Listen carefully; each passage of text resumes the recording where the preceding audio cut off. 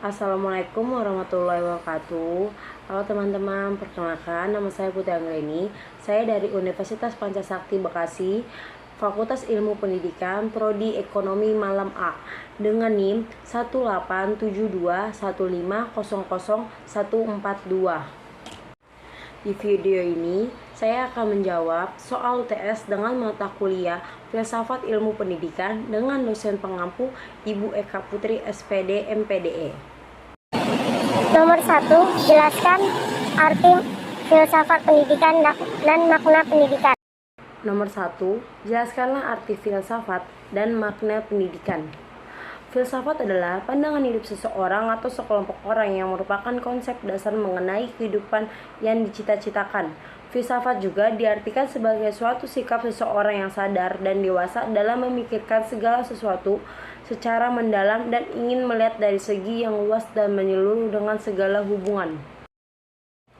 Sedangkan makna pendidikan itu adalah pendidikan ialah proses pengubahan sikap dan tata laku seseorang atau kelompok orang dalam usaha mendewasakan manusia melalui upaya pengajaran dan pelatihan menurut Kamus Besar Bahasa Indonesia 1991.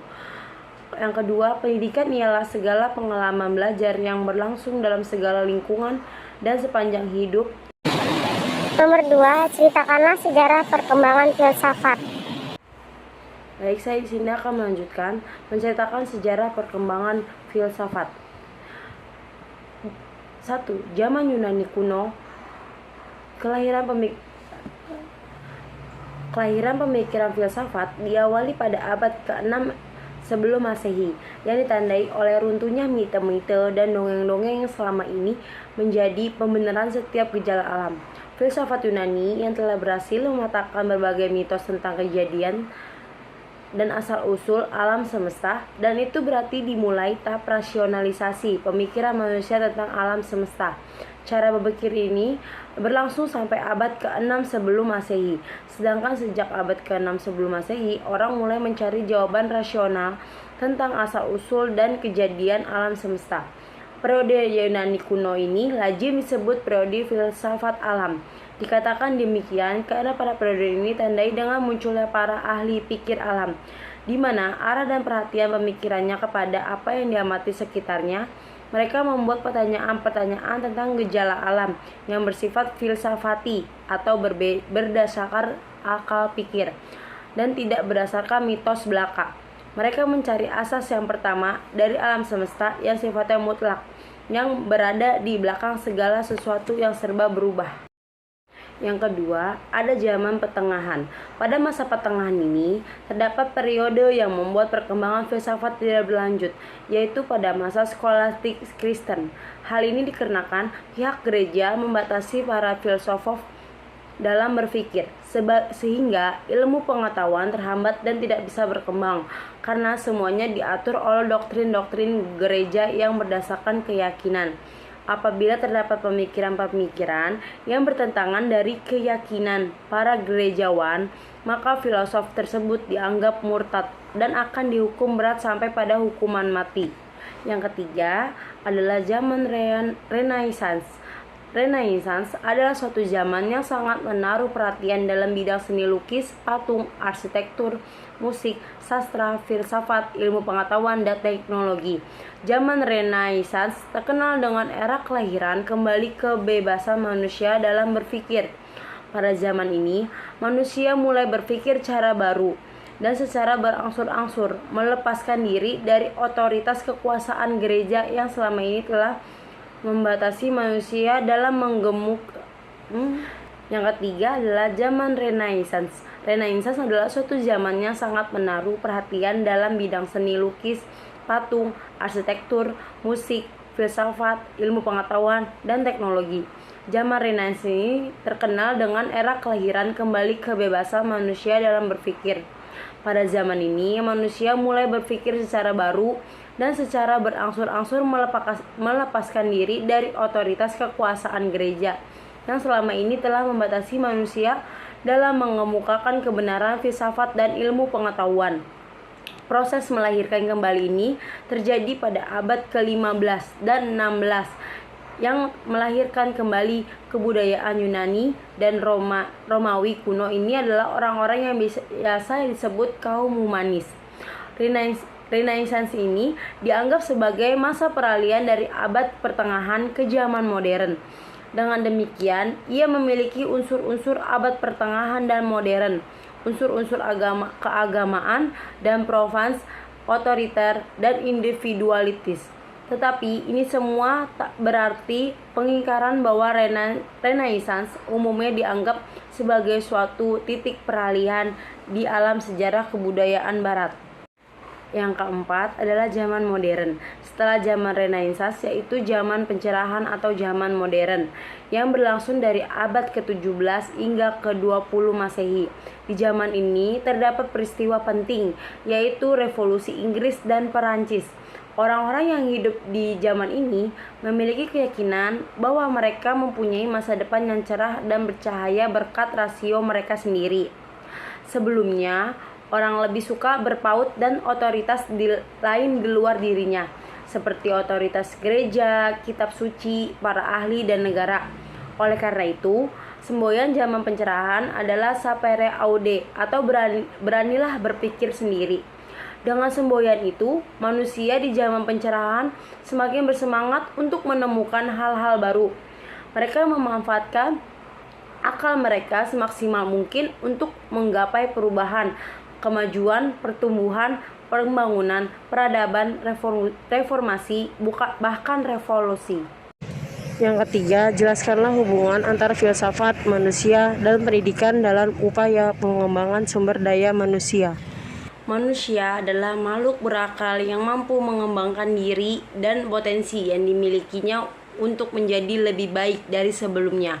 Kemampuan ini yang menyebabkan manusia berpeluang untuk membentuk dirinya baik secara. Manusia adalah makhluk berakal yang mampu mengembangkan diri dan potensi yang dimilikinya untuk menjadi lebih baik dari sebelumnya. Kemampuan ini yang menyebabkan manusia berpeluang untuk membentuk dirinya baik secara fisik maupun mental. Peningkatan dan pengembangan diri yang dilakukan menyebabkan manusia memiliki tingkat peradaban yang berbeda dan mengarah dari zaman ke zaman. Manusia memiliki berbagai potensi atau sumber daya untuk meningkatkan kualitas kehidupannya. Sumber daya ini pada dasarnya baru berupa kemungkinan, layaknya lembaga atau benih pada tumbuh-tumbuhan. Hasilnya baru akan terlihat apabila potensi tersebut dapat disalurkan melalui pengarahan, bimbingan, maupun latihan yang terarah, teratur, dan sinambung.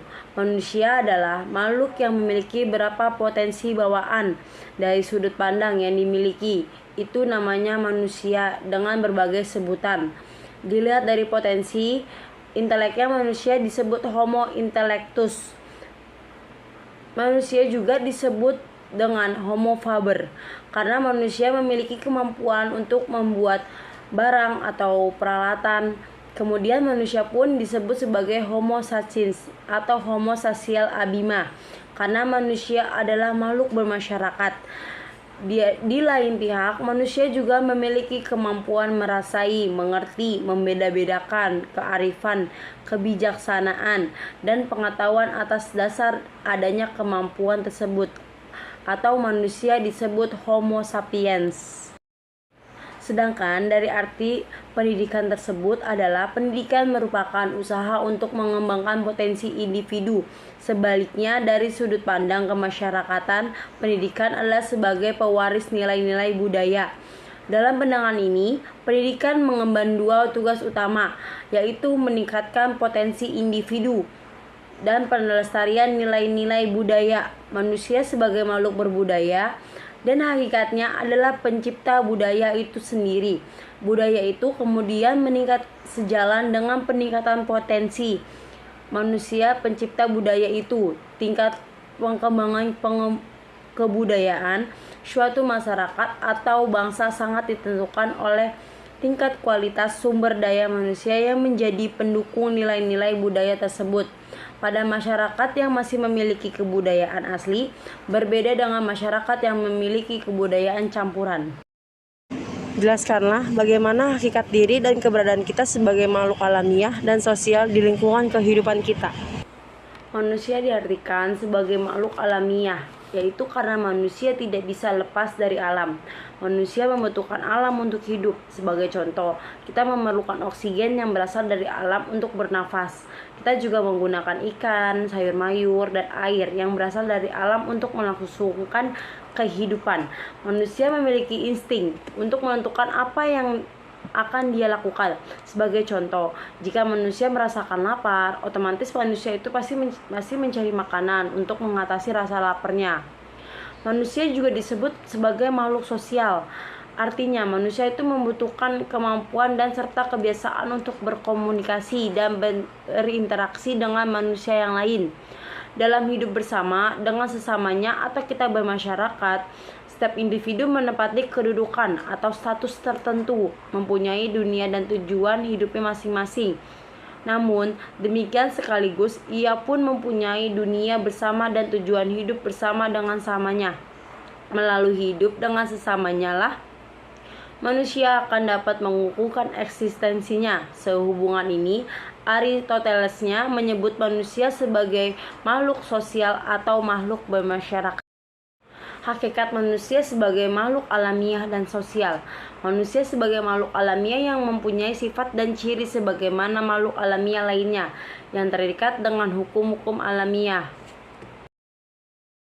Manusia secara alamiah ingin memenuhi kebutuhan dan kehendaknya masing-masing, ingin mewujudkan perkembangan zamannya menurut pendidikan dan kemampuan yang dimilikinya.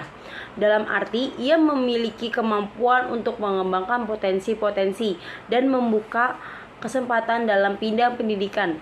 Tidak ada manusia yang betul-betul ingin menjadi orang lain, sehingga ia selalu sadar akan kodrat alamiahnya. Maka setiap individu akan berusaha semaksimal mungkin untuk menumbuhkan jati dirinya sehingga membedakan dirinya dengan yang lain. Manusia dalam perkembangannya selalu berusaha menemukan yang baru, mengembangkan potensi serta arah tujuannya.